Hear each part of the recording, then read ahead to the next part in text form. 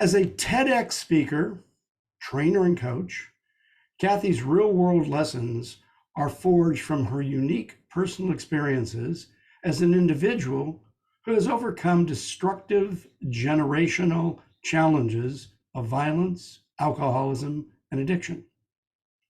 Despite being ill-educated, Kathy went on to grow many skills, becoming a corporate leader and entrepreneur, goals she once thought were unobtainable.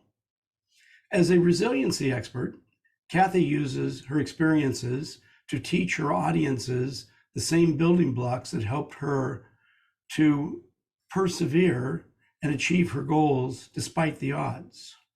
Her motto is, if I can win my fight with the odds stacked against me, so can you.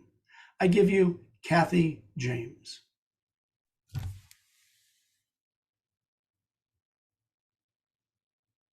What if I told you that life was like one big boxing match? And how many of you would agree that sometimes it feels like life is sucker punching us in the gut? I've been there. Growing up, I loved to play with Barbie dolls. I had the Barbie Jeep, the Barbie camper, and the Barbie pool with the slide. But Malibu Barbie was my absolute favorite. I also woke up early on Saturdays to watch cartoons like Thundercats. On the outside, I was just like any other young girl that was born in the early 80s. Except my life was far from normal. You see, both of my parents were addicted to drugs. By the time I was 13, my mother had taken to prostitution. And I hid that my body was invaded when I was 6 years old. Raging anger would take over every aspect of my life. And as you can imagine, I would start to follow a similar destructive path, as statistically I would, becoming a teen mother and a borderline alcoholic by 19 years old. I lived in a soup of negativity for years, seeing no end in sight, but thankfully there was. With the help of some amazing individuals, I changed my path. I succeeded in not only breaking generational cycles, but over time, I gained a deep passion for fighting for and succeeding in my personal goals. I became a successful corporate leader, and today I help men and women persevere in their goals also. During some personal reflection, I thought back and I examined all of the difficult times and the moments of growth that shaped me to who I am today. And I discovered in every single pivotal moment of growth from then until now, that there were several foundational building blocks that contributed to the moments I was most resilient and most successful. These same truths helped me not to only get by, but to learn from, grow from, and win despite the odds. These pillars are now a permanent part of my personal and professional resiliency plan.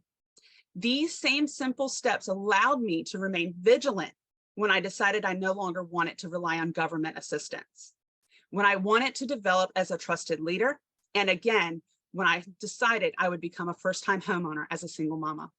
Today, I will share 3 of these foundational pillars with you. These foundational building blocks will help you harness unbreakable resilience, no matter the goal or the circumstance. Let's dive in. Pillar resiliency number 1, identify your opponent. Who is your opponent? Many times we learn that we are staring in the mirror at the very person we are standing up against. Well, what do I mean by that? Well, for me, I had to realize I was the only person standing in my way of improving my situation. And I have faced the same reality multiple times over since. I avoided my pains, masked my fears with rage, never taking accountability for my own actions. I was sucker punching myself by remaining stagnant and doing nothing at all. I had become complacent, never recognizing the dangers of my self-destructive habits and the risks of remaining idle. For many, the opposite is true, often spinning their wheels, feeling as if they're going nowhere. To reiterate pillar number 1, who is standing in your way of success today? Not yesterday, today. I'll tell you, it's not your boss. And no, it's not your mother-in-law, although she may be a leading contender. It's also not your past or your current circumstance. It's you. I know that might hurt because it definitely did for me. But the good news is you have the power to change the narrative. You and only you. And here's some more good news. You don't have to go about it alone. Champions don't win championships on their own. This brings me to pillar number 2. You need an entourage. When I look back on all of the times in my life that I was able to remain the most resilient, I look back and I don't just see Kathy. I see my entourage.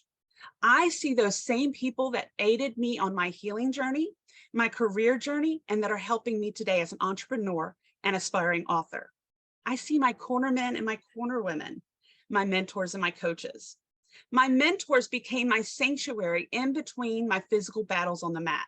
During each interval of being hit in the face or the gut, either by myself or by life, my cornerman provided me with what I needed to re-strengthen for the next round. I also see my sparring partners. These individuals pushed me and challenged me to my best potential.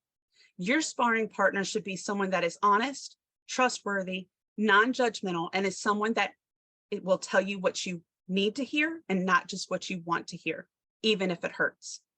Last but not least, my third and final resiliency pillar for today is training and conditioning. My entourage played a major role in my training and conditioning. Well, what kind of training are we talking about, Kathy? Don't worry, I don't expect anyone to train like Rocky if I can't, and I can't. But I am encouraging that you learn from the best. Did you know that film study is a training technique often used in many championship sports? In this approach, the coach and the fighter, the athlete, will study not only the challenger's punches, footwork, and other patterns, but they will also study films of themselves. So what are they searching for?